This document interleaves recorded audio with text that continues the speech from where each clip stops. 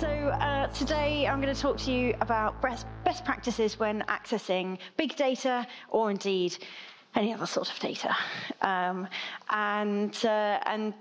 The talk today is a sort of is a collection of bad I/O patterns and mistakes that we come across again and again and again, and it's not always very easy to prevent them, but there are some things you can do, and so I'm going to go through what the problems are and what are some of the things you can do to mitigate them. I'll start with an introduction to about myself and my company, and then sort of jump straight into to a bunch of different case studies. So I'm the CEO of Ellexus. I founded Ellexus about 9 years ago now, and Ellexus is the I/O profiling company. We're based in Cambridge, so relatively local. Normally I have to get on a plane. It's really nice to get on a train to go somewhere and give a talk. And we make tools to help you understand the way you access data. We don't just do I/O profiling, and we don't just do performance tuning. Our tools are used for system discovery, for debugging problems such as why does this work for me and not for you. My background actually is in semiconductor design, and I founded Ellexus to solve the kind of problems faced every day when trying to deploy those really, really complicated applications. And so this talk is a sort of collection of some of the things that I've seen over the years. Our customers invariably run big, complicated scientific applications across HPC and sort of related areas like AI and things like that. Most of them are C++ programs, but not all of them. We see plenty of mistakes made with Java and Python as well. And I'm sure you recognize some of the names at the bottom. So we work with universities who have challenges around the fact that they have pretty much no control over what their users run. We work with organizations who've got a very tight lockdown on what they run, but very, very stringent performance requirements, as well as companies that have workloads that sort of run in between. What they all have in common is complicated applications and lots of data. So we say, rather than being in high-performance computing, because a lot of it isn't high performance, it's perhaps high throughput or just distributed computing on a large scale, but it's really where big compute meets big data. And I'll go through a bit of an introduction to our tools, because that's what we've used to gather a lot of the data that I'm going to be showing today. So the first tool that we have is called Breeze. Breeze is a profiling tool to analyze applications in a lot of detail. We can tell you, if necessary, every single read and write operation, where it's going, which thread it's coming from, and one of the biggest things we do with Breeze is look at dependencies. I'm going to talk a lot more about that later.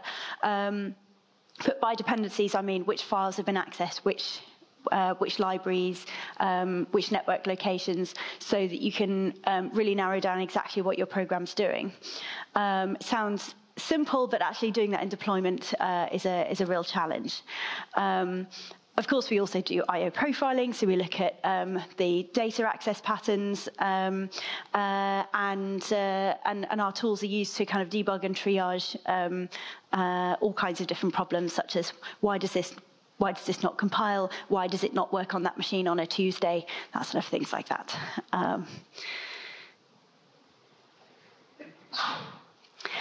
So our other product is called Mistral, and that's for doing wide-scale system telemetry. I think there were some talks earlier on in the conference about doing monitoring and profiling on a continuous basis. And there were some really interesting insights there. Mistral is for monitoring file I/O primarily. We also do a bit of network I/O, a bit of CPU and memory, but you really need to combine it with other system-level metrics. So, for example, if you've got a distributed file system, it's a very good idea to monitor what the file system sees. What we do is we monitor what the application is doing so that you can marry those two views together. We originally developed Mistral because our customers with big shared storage systems were getting noise and neighbour problems. So one of our customers actually had they had around 400 users sharing a particular file system, and someone would repeatedly submit jobs with the debug flag on. They'd been debugging something on a local machine, finally fixed the problem, submitted it to the grid as a parallel job that ran thousands of instances of their application. But when they left the debug flag on, and it was pumping huge amounts of data to the shared file system. And shared file systems are distributed, they're very expensive, very sophisticated pieces of kit, and they try and distribute the load. The load on this particular storage node just hit the roof and far exceeded anything that had been thrown at it in test. The file system hit a bug, crashed, and the distributed file system tried to fail over the load to neighbouring storage nodes that then were overloaded and crashed, and so you had a sort of a domino effect going across the company. And by the time they'd noticed that this user was doing that, it was already too late. They'd already crashed the file system, and they did it again the next day. So easy to do, and really hard to catch. So that's kind of your number one reason for picking up system telemetry is when there's an absolute kind of company halting disaster like that.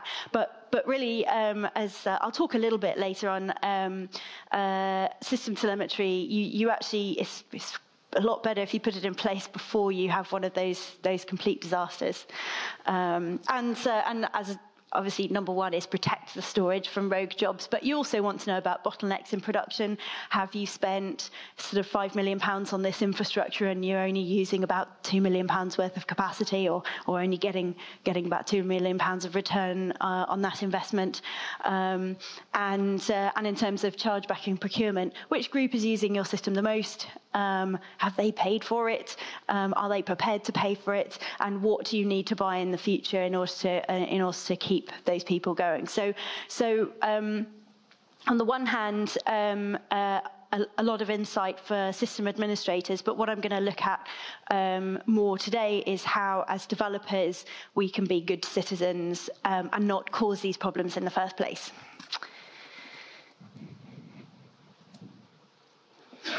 So again, why profile I/O? You might want to detect dependencies for containerization or migration. If you don't know which files you need, it's really, really hard to deploy your application on a new system. You might be able to install your program, but what about the script you use to call it? What about the script that brings in the licensing for that particular tool? Do you know about that? Do you know where you're accessing the license from? All of these things are really important when you're trying to do a lift and shift. And containerization is brilliant, but it's still just another platform on which to install. So you need to make sure you've got all those dependencies and so on in there. The next one is application correctness, which is kind of related. There's a thing flashing numbers at me. So, minutes to go. Oh, okay, good. So application correctness, again, I'm going to talk a lot about dependencies, making sure you've got the right files, the right libraries. Are you picking up on the right version of Perl? Have you got the right log file? Are you writing to the right log file, and so on? One of the things that is always interesting to see is when someone reads the list of dependencies for their applications for the first time, there's always a, really? Does it really do that? Just an amusing story, one of our customers discovered that they were spending a significant amount of time seeking and reading dev null. there was a mode in the application that read in a particular data file, quite a large data file, but it wasn't always needed. And when it wasn't needed, the scientists who were running that application just set that field to dev null. The application still read in, still went through the motions of reading in the data ahead of time. So again, not a problem for the file system, not really a problem for that compute node. Other users sharing that compute node didn't really notice anything that was going on. So the application wasn't being a bad citizen. It was just wasting a lot of time. So really that sort of highlights the difference between checking the behavior of an application in design and test, and looking at how that behavior how the application behaves in deployment. The I/O patterns, seeking and reading on dev null, actually were really great, were quite efficient and quite well thought out. But it was just a shame that it still did that when the application didn't need that file. So yeah, the next part is understanding resources. So as developers, if we understand the resources of our applications, we're going to make better decisions about how to tune the application and how to architect the application. The next thing is, of course, tuning and optimizing I/O once you've designed the application and got it working. It's always good to make it faster, and I'll go through some of the things we've seen for doing that. And finally, the last part is monitoring I/O. Distinct from profiling. Profiling is usually seen as an optimization or discovery exercise. Monitoring is about that continuous drip, drip, drip of information, so that you've got a sort of a baseline for knowing what to do in the field. And this is another sort of nice example of an application that generally behaves well, but has been deployed badly. This is a profile of a hardware compilation job. So taking the high-level description of a computer chip and compiling it ready for steps such as place and route and so on. It's supposed to store all of its temporary files on local storage, which is /temp. We've got bytes read at the top and then bytes written for different areas of the file system: Scratch, tools, home, projects, and temp. And temp's the local storage. This application is storing all of its temporary files on Scratch, which is very expensive Isilon storage from EMC, very, very high performance, and completely the wrong platform for storing temporary files. We do actually have some customers who have the opposite problem. They want all of their temporary files on shared storage because they have a suspend and resume feature on their applications. And so having temporary files on local storage is a disaster, because unless you reschedule the job on the same node, it's not going to work. But in this case, they don't do suspend and resume. They've got tons of space on local storage, and it's supposed to be busy there when it isn't. So that's a case of a very, very simple check. Just eyeballing the list of dependencies will show that up to user, and will be really, really easy to spot and pretty easy to check. But you wouldn't believe how few people actually do that to their application before putting it into production. So, ideally, what we want of our programs is to be fast, agile, and cloud or hybrid cloud ready. That's what everyone wants. Cloud is cool. But that's a bit too cool, and anything really cool often gets away from our kind of core values. And so actually what you want is performance, portability, and planning, which is what you've always wanted for applications. You want good performance, you want to be able to move your application and deploy your application easily, and you want to be able to plan how the application is run and plan how the application is deployed. So again, that's about monitoring I/O and understanding the I/O patterns. So where does bad I/O come from? Can come from lots of different places. Bad I/O is just like any other sort of bug. So it could be that you have good I/O practices in your code, but you're using the third-party tools and third-party libraries that don't. For example, how many of you know what MPI is? I'm going to mention it again later. So some of you know what MPI is. So MPI libraries let you run big scientific applications on thousands of machines as if it's a single program, and you notionally have MPI ranks that you treat as threads. So it's like coding a multi-threaded application that in reality is thousands of processes running across thousands of machines.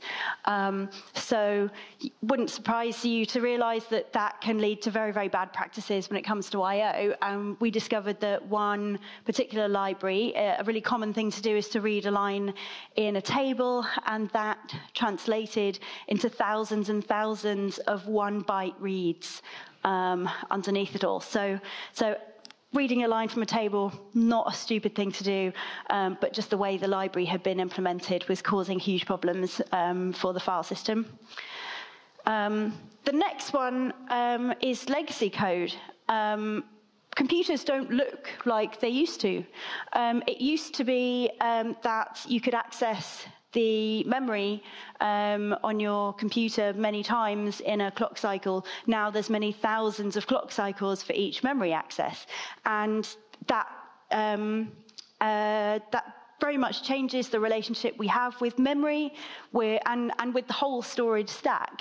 There is also now a huge plethora of storage solutions. We've still got tape. Tape is not going to die. And now disk is starting to look really obsolete. We've got flash storage, we've got burst buffers, we've got local storage, network storage, we've got SSDs on a million different buses to access them, and it really matters. You want different I/O patterns for different types of storage, so you do need to think about how the application's deployed when you're coding it. And legacy code is never going to make those choices because the technology didn't exist necessarily when the application was written. So understanding that legacy code might assume you've got local fast storage when in actual fact the amount of data you're dealing with means that you've got very slow remote storage. That's a completely different trade-off and something you've got to think about. The next thing is just misunderstandings about IT infrastructure, just not realizing the trade-offs, changes in your working environment. So something that works well on-prem might not work very well in the cloud, or vice versa, and very occasionally bad code and lazy design, but actually that's rare. It's mostly something else.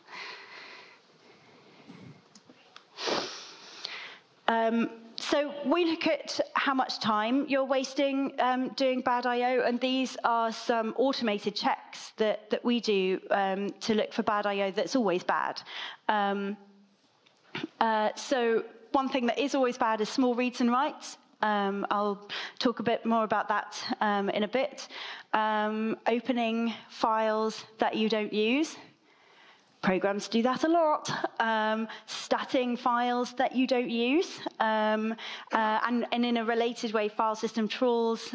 So I'll talk more about each of these in a moment. But there are lots and lots of different types of I/O that's just always a waste of time. Failed file system I/O, for example, is a waste of time. So anything you can do to avoid doing that, thinking about how you access your dependencies, where you keep them, how you search different places, it's really important. There are some sorry, if every time it clicks over a minute, this thing flashes at me like it's a really urgent thing, which is slightly off-putting, especially when my slides are just next to it down there. So we also look at medium I/O, so things like, so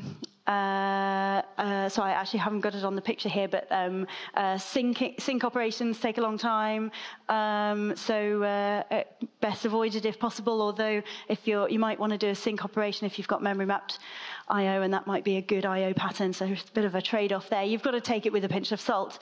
And then good I/O is things like streaming I/O, aligned I/O, nice, good-sized reads and writes. I've put large reads and writes in a good I/O, I mean large-ish, right? There is a point where large gets too big, and successful network I/O and things like that. So the thing that we occasionally see is what we call, well, in this country, I get to say a jam donut rather than a jelly donut, but where it's quite often we see the whole thing turn red, and certainly there's a lot of scope for optimization there. So small reads and writes. Let's think about that. There are a lot of the time.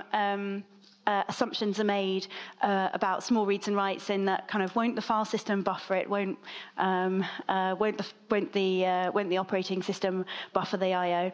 Actually, they do a very bad job of that. Anything that you can do as developers to bundle up I/O into larger reads and writes is going to help you.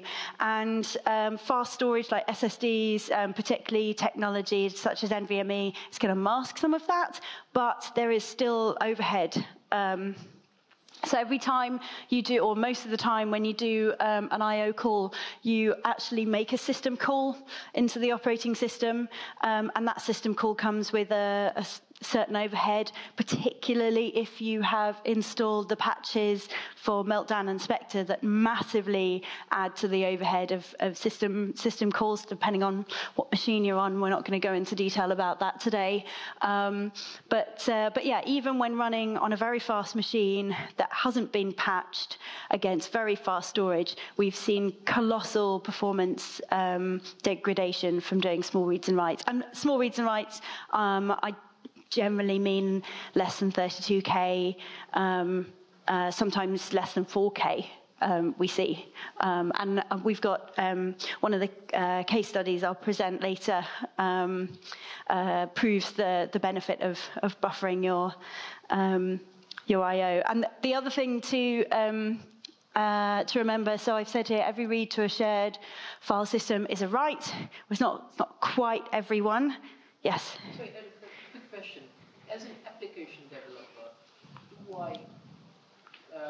I then care about my small reads and writes? I would rather rely on the library to make sure it's doing the right thing, and then the operating system to make sure that it's doing the right level of buffering in that.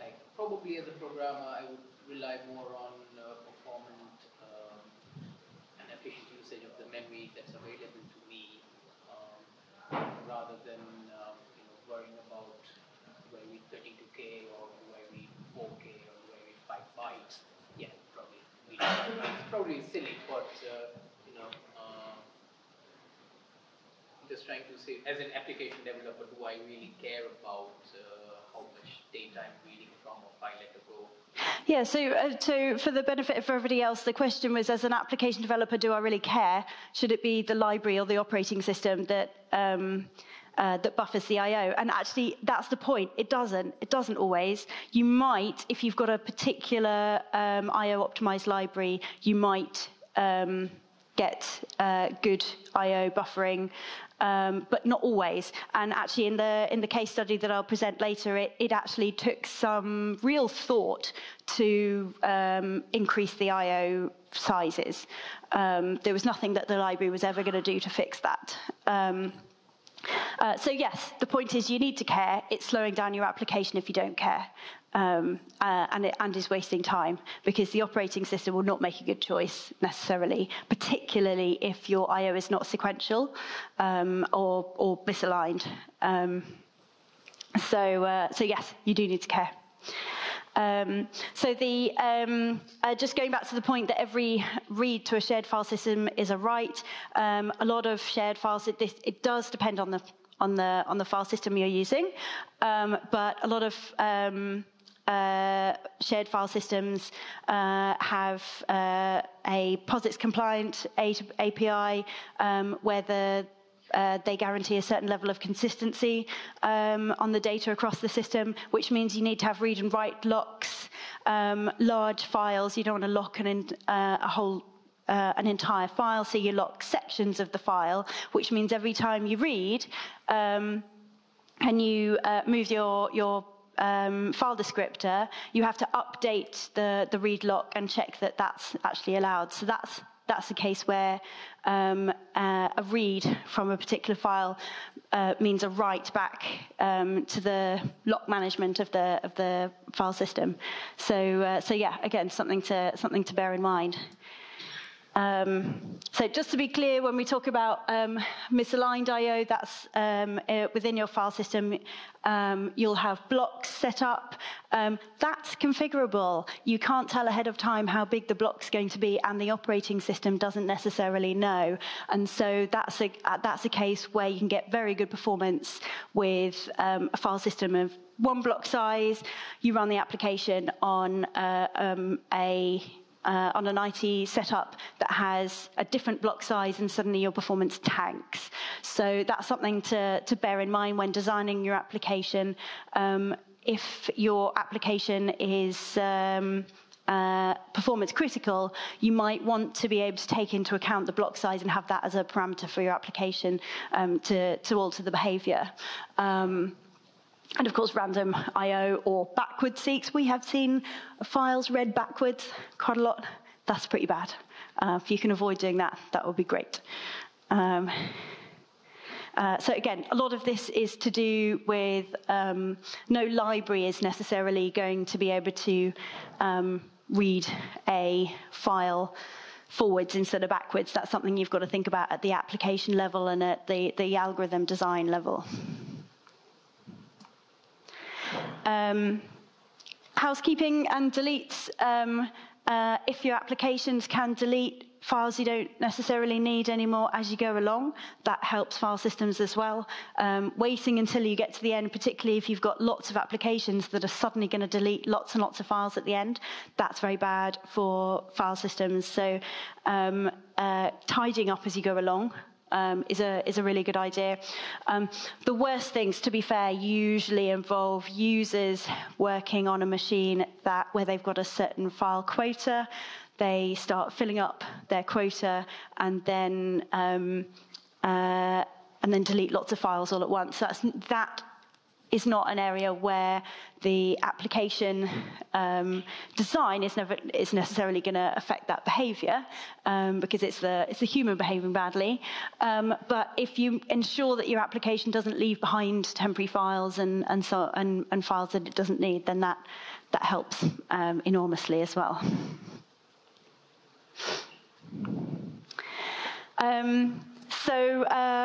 Failed I/O and file system trawls. So these are all kind of related problems. File system trawls are where you access lots of different areas of a file system looking for a particular resource, perhaps with a path variable. That's pretty common. And depending on which end you append to or prepend to your path variable, that will affect whether the location that you need is looked at first or last, and that matters a lot, particularly when users who are running multiple high-performance tools, they might load in the environment for running those tools for everything they possibly might want to run, so that it's ready at their fingertips, but that means they can have hundreds and hundreds and hundreds of locations in their path variable. So if your application is relying on variables like that in order to find a particular resource, it can mean trawling the file system looking for something. So in an extreme example, we had one customer who had a 2-second latency on calling any local system program like ls or grep. That really slowed them down.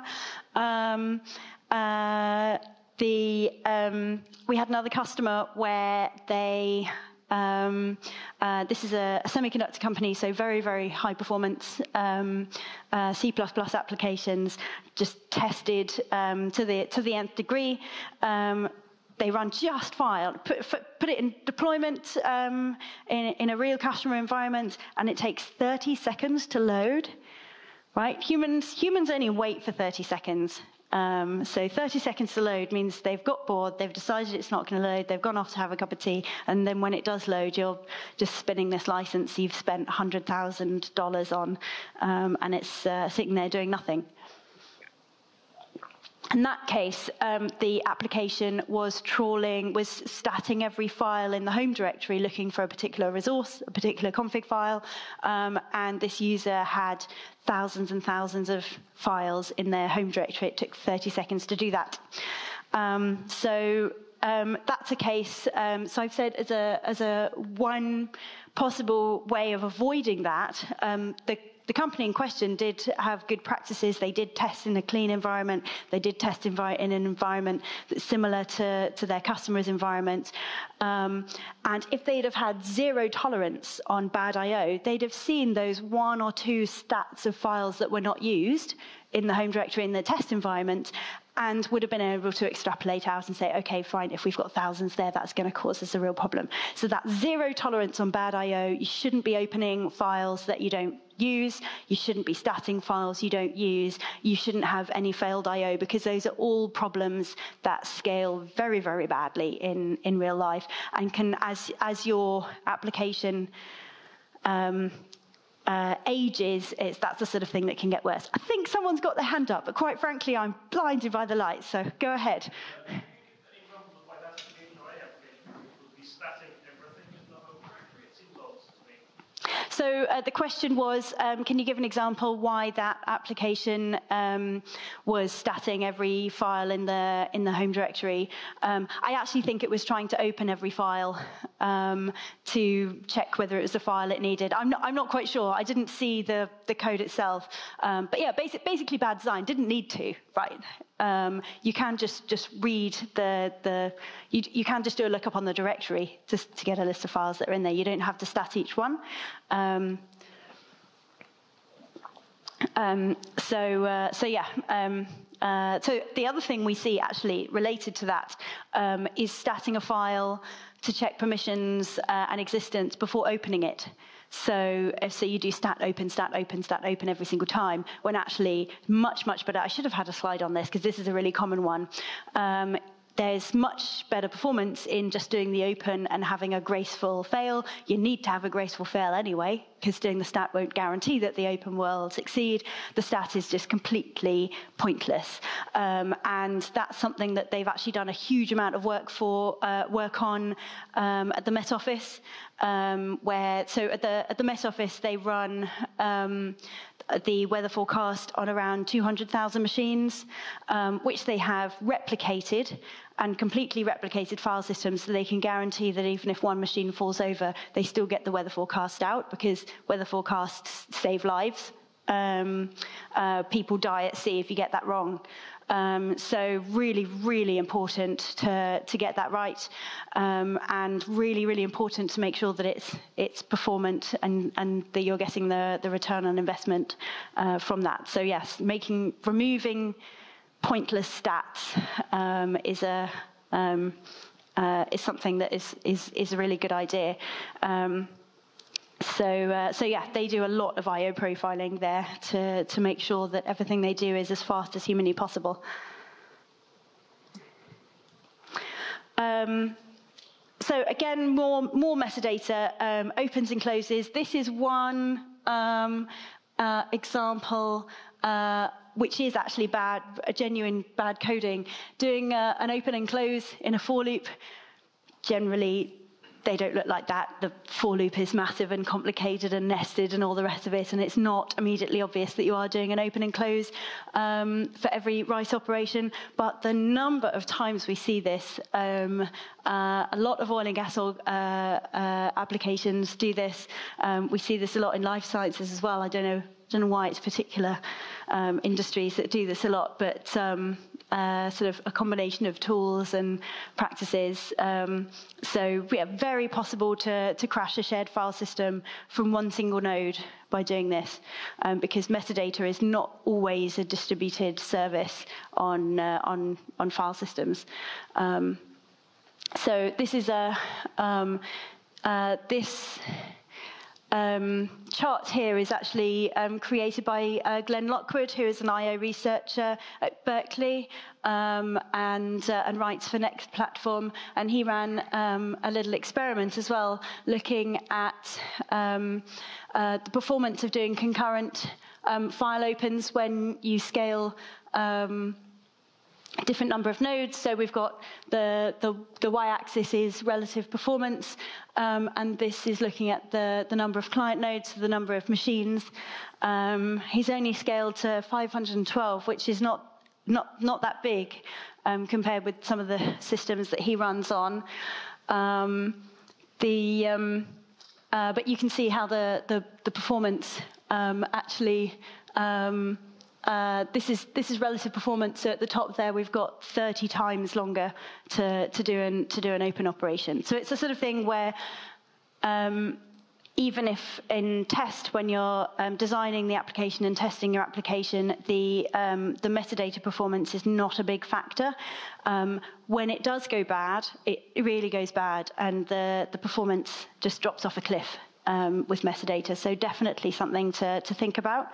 And even if you don't have a lot of overhead in your application due to metadata performance, it's still often a limiting factor on the system. So you might see a tiny fraction of a percentage improvement in improving your metadata patterns, but across the entire system, just removing that load, perhaps halving the load on the metadata server, will make a big difference to the outliers, and you'll avoid seeing performance tanking like this, perhaps.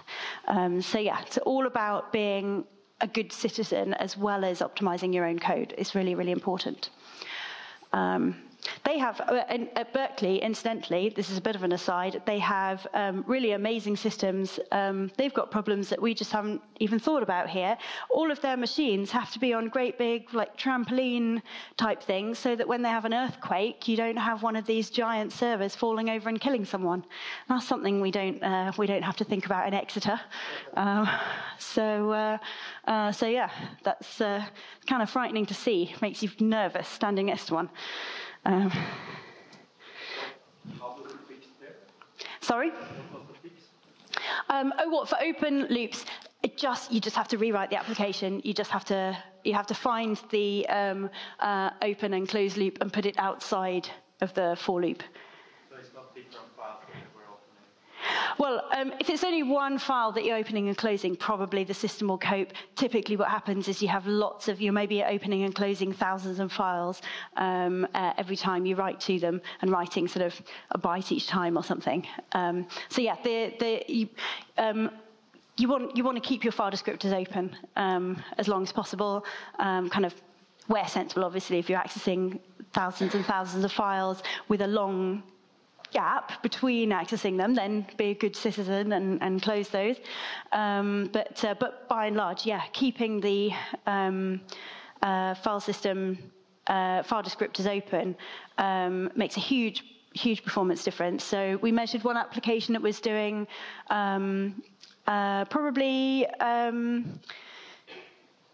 probably around 32K writes each time, and opening and closing the file descriptor each time, and we noticed a 20 times performance improvement for the application just by putting the open and close outside the for loop.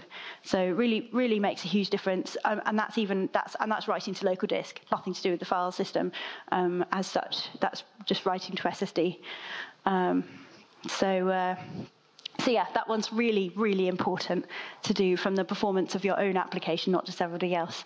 So the classic thing, we've seen people do this at some of our life sciences customers, and the main pattern is you write an application that does this, fire it off and go to lunch. So that's, again, an example where continuous monitoring is really important, so that you know, A, which user is causing a problem, and B, where they normally have lunch. So,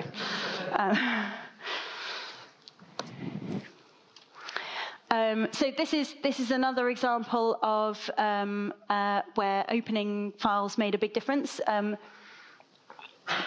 This is an MPI application, and each of these orange bars is an MPI rank.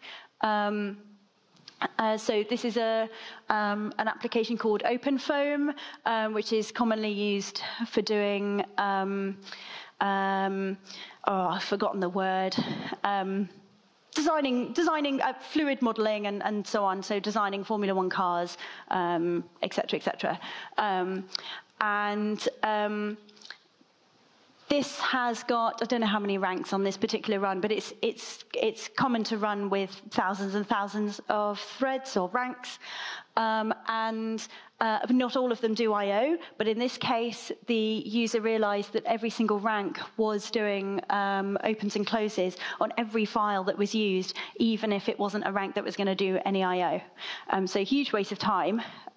Fixing that, so because I think for this particular run, there are only 6 ranks that were going to do any file I/O. Everything else does network I/O, communicating between the ranks. So changing it so that only the ranks that did I/O opened the file gave a 10% performance improvement overall. So absolutely massive, right? That's worth a lot of money if you're running thousands and thousands of instances of this application. This is used as the OpenFOAM application, not this particular configuration, but OpenFOAM in general is used as a benchmark for whether supercomputers or cloud infrastructure will scale appropriately. So it's quite an important measure. And has a lot of work on optimization, just clearly not on the metadata front. So this was spotted by one of the researchers at SDFC. So yeah, given that this is used worldwide, another nice win for British Compute. So this is. This particular graph was taken from a genome pipeline, and the genome pipeline runs for several hours, and users like to see a progress bar, seeing how far they've got. It sort of outputs various information throughout the pipeline run. Genome pipelines can take a very long time to run. I think probably horrendously out of date, but I think the fastest whole human genome you can run takes about 48 hours. So right from kind of sticking your finger in the machine or however else they take your blood to being able to tell you which genetic disease you have, 48 hours. So progress bar, pretty good for making sure that that's all running well. However, the progress bar in this case was implemented by statting the output directory because the designer knew that it was creating lots of small files, and so every few seconds you stat that directory to see how many files you've created, which just increases over time. So this is just these are stats that, well, I'm not going to make any judgment on whether they're useful or not, but these spikes are to do with the actual running of the application, and then after that, it's just showing the progress based on how many files it creates. So really bad there. There are better ways of doing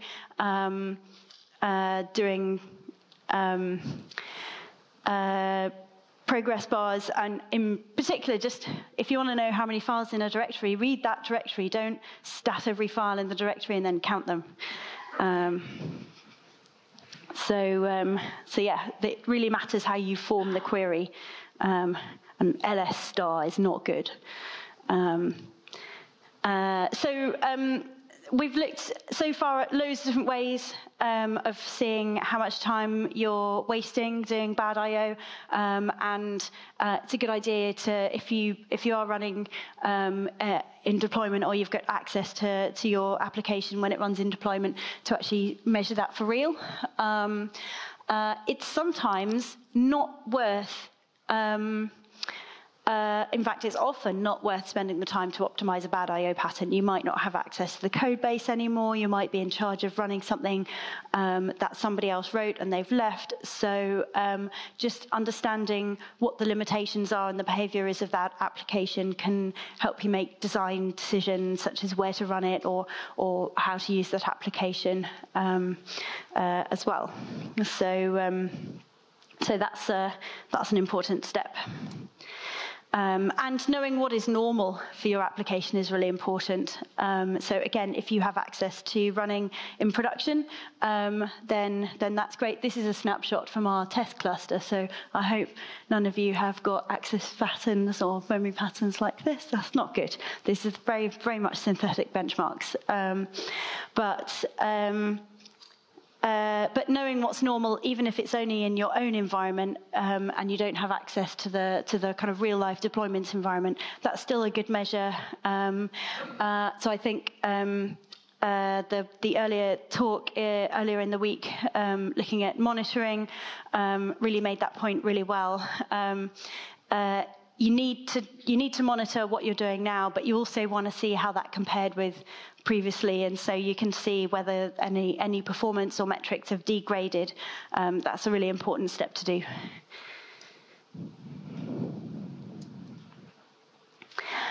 So now I've got a sort of slightly larger case study.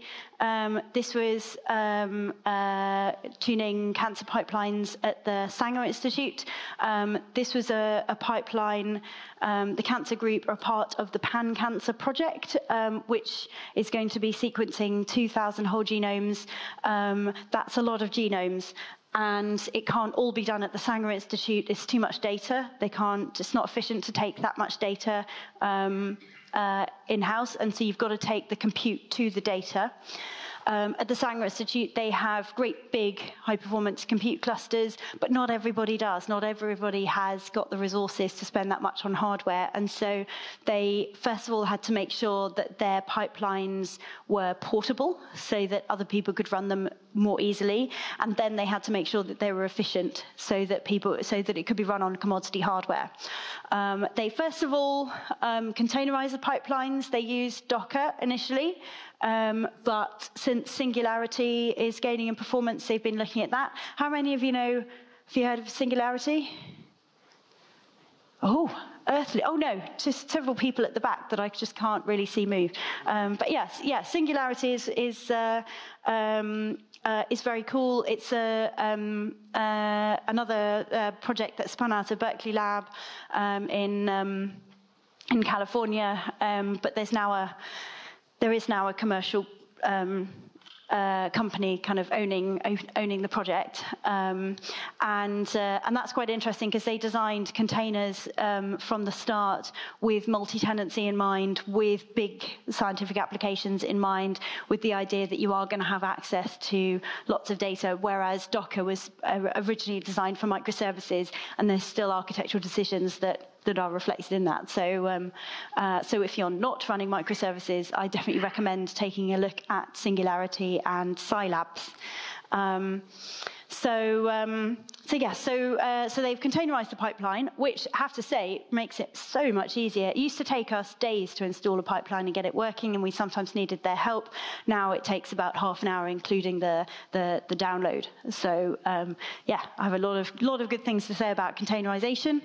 And they did some tuning, some I/O tuning with our tools, and some I/O tuning just through their own knowledge of the application and thinking about how the I/O patterns could be made more efficient. The part that I'm going to be mostly talking about is looking at sizing the storage and sizing the compute appropriately, and how the different I/O patterns affect those choices. The initial kind of step that they did in-house was to reduce the runtime from 32 hours down to 18 hours for that particular part of the pipeline. So it did take months and months and months of work, but for the scale of the project, and their pipelines are not just going to be used in the Pan-Cancer project, they'll go on to be used in other projects, really, really worthwhile. And a lot of that was through looking at small I/Os. They were originally doing a lot of sub-4K reads. They've now got that up to a lot of 8K, 16K and 32K reads, so still small, but not as small. And the way they did that is by looking at the locality of reads. If they're in the same block, then the whole block was read, and the the other read, as it were, was cached for when it was needed later. So it really did take some thought and some hard work to make that work. That was never going to be basically the local file system cache and the operating system just didn't know enough about the application to be able to cache those results effectively. But doing some redesign of the algorithm really made a big difference. And the life sciences industry is famous for doing small reads and writes, and they always say we can't do anything about it. It's due to the nature of our applications. Mapping genomes is like a jigsaw of tiny pieces of DNA, but actually with some thought you can really make a big difference. And so improving from 32 hours down to 18 hours is really shows that it's worth it. So what they were looking to do was maximize CPU utilization, which is this chart down the side. This is a diagram of all the different steps in that particular part of the pipeline. So the next thing we did was profile that containerized optimized pipeline on AWS. If you want to know exactly what we ran, we've got a white paper on it, so I can send you that. Essentially, we ran this pipeline on an AWS M5 X large 4 CPU with 16 gigs of RAM. The only directives we were given is that you needed 4 gigs of RAM per core. So that's why we chose that particular machine. And it does a lot of I/O, 5 million operations. We ran just chromosome 23 because it's the smallest. We didn't run this on well, eventually we did, but for this particular test, this is only looking at chromosome 23, which runs for about an hour and a half. Most of that was reads, most of it was small reads, and then there's a sort of a long tail of some large reads and writes and kind of metadata operations and so on. And you can see that distribution of reads. We've got some larger reads here, but happily almost no sub 4K reads, and the dominant is 4 to 8K with quite a lot, 8 to 16 and quite a lot 16 to 32 as well. So really good for a life sciences I/O pattern. Actually, for other applications that don't need such small I/Os, you would want to do better than this, but this is really good for life sciences. And then we ran that against different kind of storage. Don't know if you're familiar with AWS storage terms, but GP2 is the default SSD storage. There is also magnetic legacy storage. They have these things called provisioned IOPS, where they guarantee a certain number of IOPS. We tested it on 100 IOPS and provisioned 500 IOPS. We also look at throughput optimized hard disks, as well as NVMe storage, where NVMe storage is a solid state drive on a PCI card. And one thing that kind of surprised us initially was that the provisioned IOPS SSDs did really badly. They guarantee that performance, but they don't guarantee any more, and it's just not enough. The I/O patterns actually for this pipeline are very bursty. That also explains why the throughput optimized hard disk performed very badly. That's the sort of thing that would have been good if they had lots of nice streaming I/O and a very even I/O pattern, but absolutely terrible for bursty I/O. And because they'd done all this optimization, we actually found that GP2 was the best because it was about the same performance as the NVMe, but obviously much cheaper. So that's a really good win. Not only have they got the I/O, the runtime of the application down, but they can also run it against cheaper storage, which again immediately saves 10% of the cost of that project, which is a lot of money. So really, really worth putting in the hours to optimize that. This is the I/O pattern over time. I've squished the graphs to give you a more intuitive idea about runtime. for those different storage options, and you can see the NVMe and the GP2 pretty much the same. The provisioned 100 IOPS, you can see why it takes so long, because you can see it throttling the IOs here. It's limited to 100 AWS IOPS. The IO operations that we measure are slightly different, which is why we've measured 1,000, and and AWS is only charging for 100. But there's sort of basic correlation there. And the magnetic hard disk, you can see it's just going flat out, but can't deliver the 7,000 IO operations that we saw from the solid state drive. So that's why the hard disk was slower. So that part's not really surprising. So the next part we looked at was CPU, and you can see pretty obviously, particularly at the beginning, CPU utilization is lower at the beginning when there's more I/O. Not really a surprise there. We've got 4 cores, and it's only using 1 or 2 cores during that stage. However, if you look at the read bandwidth, and most of I/O is reads, you can see that there is also this period at the end where we're doing the much larger reads. You'll have to go and talk to a genome researcher to find out why it does a ton of reads at the end, but it does. And that's a nice way of explaining why you've got this low CPU utilization at the end with still not many I/O operations. So the next thing we tried, we found that actually we weren't using those 16 gigs of memory, so we thought, why not run it on a faster CPU with less memory.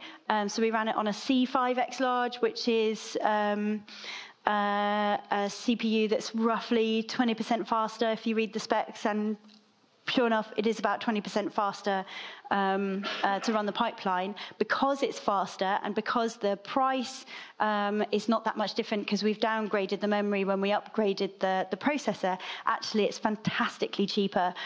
So that's another 20% cost saving approximately on running that particular application. So huge. It seems like a very similar choice because the machines cost about the same.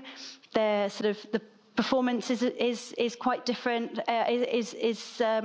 Should be about the same, particularly as we've got a large amount of our time running where we're I/O bound, but actually there is a huge cost saving there. So it's one thing we've noticed with cloud is the cost of what you're doing is quite unintuitive. You've really got to run the experiments. Easy to run, but you've really got to run them to find out what your cost trade-offs are going to be and whether you are going to get the extra benefit from faster hardware or not.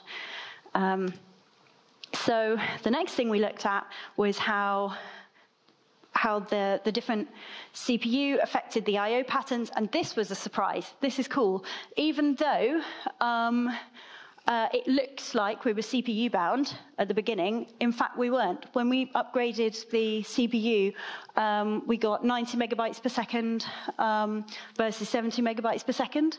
That's because although we were hitting the disk pretty hard, the amount of time to turn around those small I/Os and compute what the next one's going to be, that was still important. So it looked like we were CPU bound. We're only using 2 out of the 4 CPUs, but having faster CPUs really made a massive difference.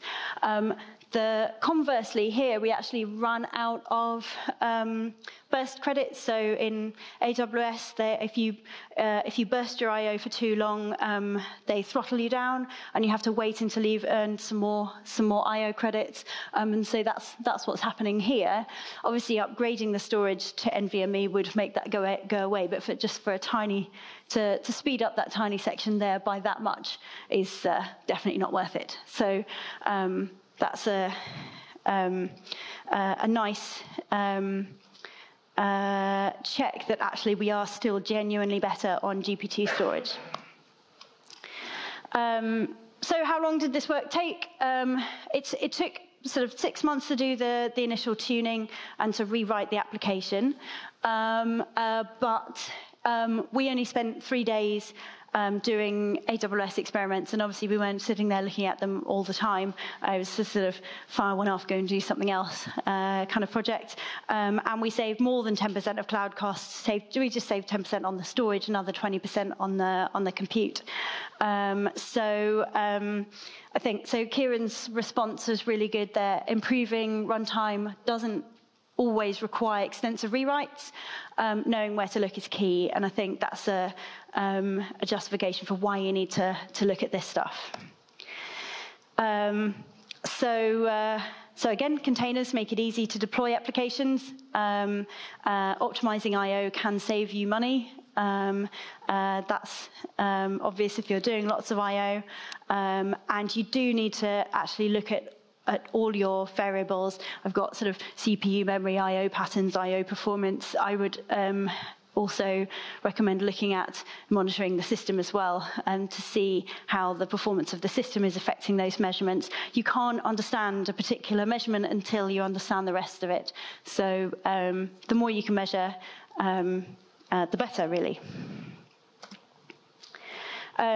So just as a sort of summary of the things I've talked about and what we'd like to see taking place, a bit more at the design stage of applications is our best practices. So dependencies is the #1 check. It's so simple, but it's so effective. You can pick up on wrong libraries, wrong configuration files. So one of our customers, they were worried that they'd spend a lot of time and effort removing a particular library from their application, and they were worried that that work hadn't been completely exhaustive, so they checked the dependencies, and first of all, they found there were instances where they were still using this old this old library in their codes. But more than that, they realised they were called a bunch of tickle scripts in their application, and they were using they had a hard-coded path linking to an installation of Tickle that was installed in someone's home directory that had been accidentally left there when they were just experimenting and setting up the project. And that's why that particular tool would never run outside of the United States. They mirrored all of their file systems around the world except for the home directories. And so the application just fell over as soon as it went out of that geography, but jumped out as soon as someone just read the list of dependencies. So I think it took kind of 10 minutes to profile the application and then 2 minutes to read the list of dependencies. That's a check you should all do as part of your regression test. If you have an application, in your application, if the dependencies change, a human should check that. A human should say, yes, that change is expected and okay, and that would prevent a lot of these problems. If that had gone out to a customer, the application just wouldn't have run outside the environment, and it nearly did. So yeah, really, really important check there. So we talked about zero tolerance on bad I/O, regression testing for I/O behavior. Regression testing on performance is always tricky, but you should look at those trends over time. Test in production as far as possible. A lot of the time problems are in the kind of setup scripts and the environment. The customer who had a 30-second startup time, it was in a setup script that it was looking for that particular file in the home directory. So that wasn't part of their kind of main test because it wasn't part of the proper application, but that setup script that is different from their development setup script was where the problem was occurring. And then, of course, tuning and optimization if you have time. But who has time? We're all just trying to make stuff work at the end of the day. So there are a ton of free tools available. So these obviously don't come with the sort of front end that we've developed, but they are free. So strace, I'm sure I'm sure you're all familiar with that. That'll record system calls and is kind of similar to our underlying tracing technology. For MPI applications, there is a tool called Darshan that measures MPI I/O. That's really good. And then, of course, you can do I/O top and things like that to measure what's going on in your local system. For tracking dependencies, there's a tool called Exalt. You have to link it against your application for the most part, but that will keep track of what you're running. That's quite good for doing chargeback. That's something that they developed at Texas University, and then, of course, things like perf and so on. Here is a picture of more stuff that you can, for measuring different things at different levels. I/O is hugely complicated, and therefore the tools for monitoring different layers are as well. And again, these will just give you kind of a raw feed of the data, so you need to do something with that data afterwards. Thanks for listening. Hopefully this talk has been life-changing in some small way. I want you all to go out and look at your best practices and look at the way you think about I/O when designing, maintaining, and testing your applications. If I can eliminate just one of those bad I/O patterns, then it'll be a job well done. So thank you very much.